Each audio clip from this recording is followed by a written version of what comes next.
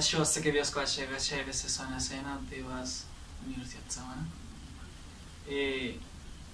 Muy buenas noches para todos ustedes, los compañeros de la Universidad Sabana, y agradecerles muchísimo el estar aquí en nuestro resguardo indígena musical del municipio de Cota. Mi nombre es Gregory Chingate. Actualmente soy el gobernador del resguardo indígena musical del municipio de Cota.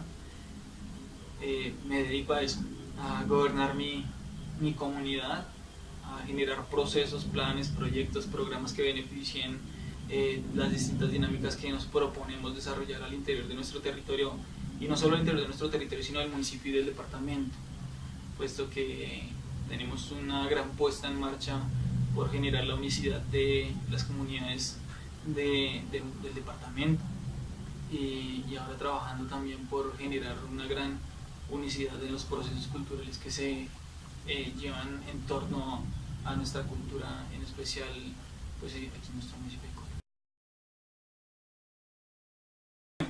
Digamos, ahí hay varios enfoques, ¿no? En cuanto al aspecto territorial, resulta que nosotros llevamos un proceso de constitución de resguardo hace 42 años. En este proceso de constitución de resguardo, pues se dio inicio con el entonces INCORA. Se puso el proceso a caminar con el INCORA. El INCORA pues fue una institución que no dio los lineamientos o los parámetros que se establecían para poder generar la constitución de nuestro resguardo, lo cual dicha constitución lo que genera son salvaguardas a la integralidad de nuestra cultura, de nuestra esencia, de nuestro desarrollo espiritual, cultural, educativo, socioeconómico. Desapareció el INCORA, posteriormente llega el INCODER. El INCODER inició un proceso un poquito más, ¿cómo decirlo? No podemos decir juicioso porque nunca fue juicioso, pero podríamos decir un proceso un poco menos pausado de lo que lo venía haciendo el INCORA. Posterior a esto desaparece el INCODER también, y llega la Agencia Nacional de Tierras en el año 2016. Casualidad que yo también llego por primera vez en el año 2016 a ser gobernador de este nuestro resguardo, y pues fue algo muy bueno porque fueron como esas dos energías que llegan nuevas a querer hacer bien. Como dicen los viejos, escoba nueva barre bien. Entonces habíamos dos escobas nuevas, tanto la Agencia Nacional de Tierras como este nuevo cabildo en cabeza mía.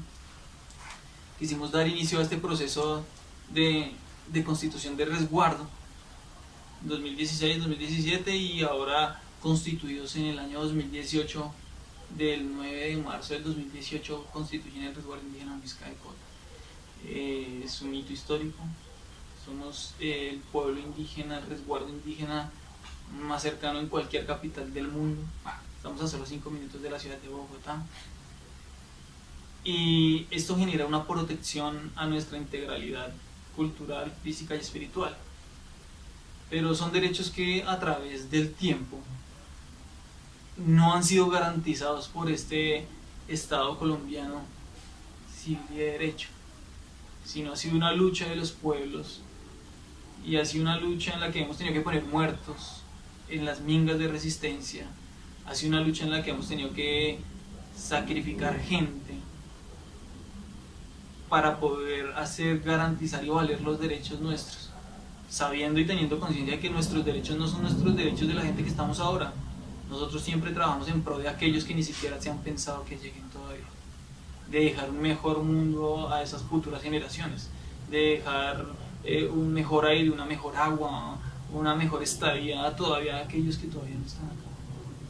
Pero el Estado no logra entender eso, porque tenemos una sociedad consumista, ¿sí? Y entonces, al tener una sociedad consumista, los derechos del otro valen muy poco cuando se trata de beneficios económicos. Y podríamos preguntarnos cuántos vamos a alimentarnos de los papeles de ese Dios dinero que dicen nuestros mayores. Y entonces fue una lucha. En realidad nuestra constitución de resguardo no fue por un querer del Estado colombiano habernos constituido como resguardo, sino fue por una tutela que interpusimos nosotros, y que en el año 2017 yo llevé a la Corte Interamericana de Derechos Humanos en Washington, en Estados Unidos, para hacer valer nuestros derechos. para que se respetaran los derechos de nuestra gente. Y ahí cuando en Estados Unidos dicen a Colombia, señores, Colombia, respeten los acuerdos internacionales, el acuerdo 169 de la OIT, el acuerdo de las Américas. Colombia a todo instante y nuestros gobernantes en cada momento se han pasado por la faja los derechos de los pueblos ancestrales, de los pueblos originarios de esta Colombia. Y entonces en realidad ha sido una lucha poder mantenernos en pie de lucha, valga la redundancia, manteniéndonos para trabajar en pro de esto que la gente ni siquiera entiende a veces. Y a veces mucha gente piensa que cuando hay paros es porque los indios son revoltosos, o piensa que cuando hay paros no es que los campesinos no nos estamos dando cuenta que en realidad estamos luchando por algo que es para todos y de todos.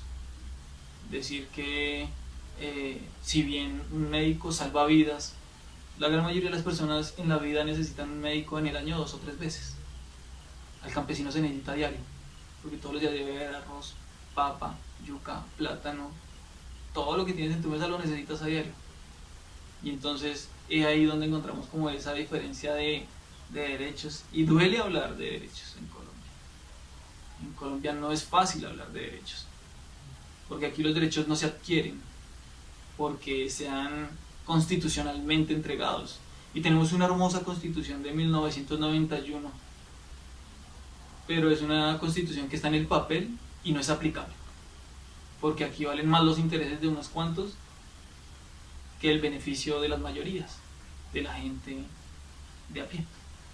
Entonces pues así pasó y así ha pasado, y eso es, esa constitución de resguardo garantiza que nuestra cultura va a pervivir, a mantenerse y a prevalecer durante muchísimos años más, de que esa tradición, ese ser gente, ese ser persona, ese me importa tanto usted como me importo yo, somos iguales, se va a mantener de aquí hasta que el padre y la madre deciden que así sea.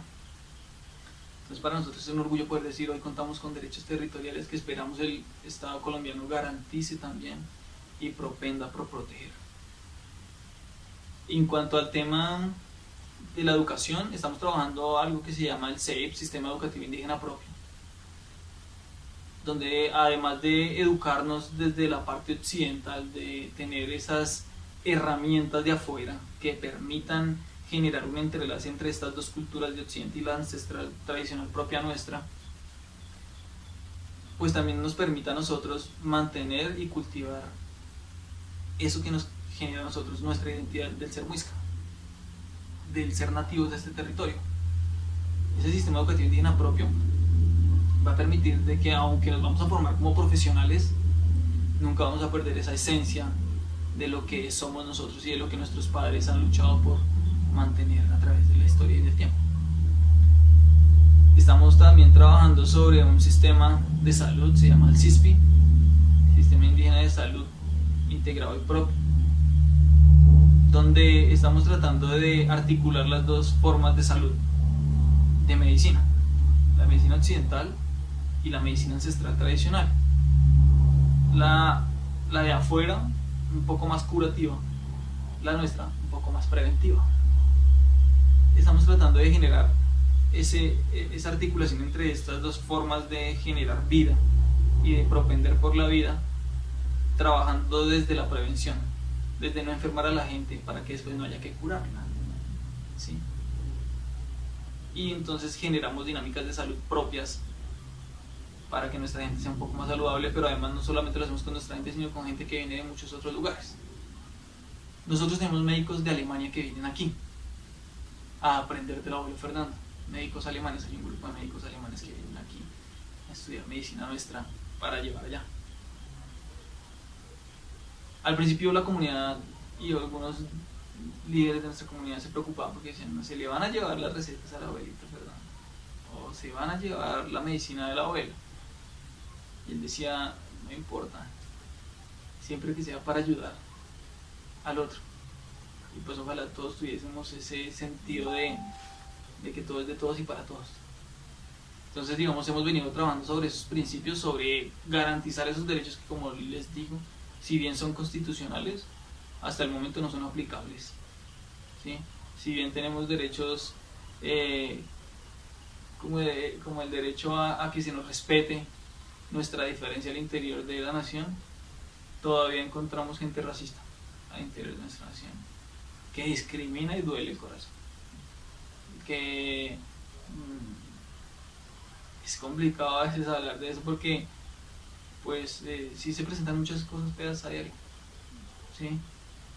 Y ese sistema de racismo que se ha creado en la sociedad pues ya no es tan fuerte tampoco como antes, pero se da todavía. Y creo que cada vez es más triste porque se supondría que somos seres cada vez más desarrollados y más capacitados y más conscientes de que somos iguales. Entonces como eso es lo que hemos venido trabajando y sobre esos derechos es que hemos venido trabajando al interior de nuestra comunidad. No, muchas gracias a ustedes. Y como se dice aquí en nuestra comunidad, se dice Itzekene. Itzekene, que quiere decir así sea.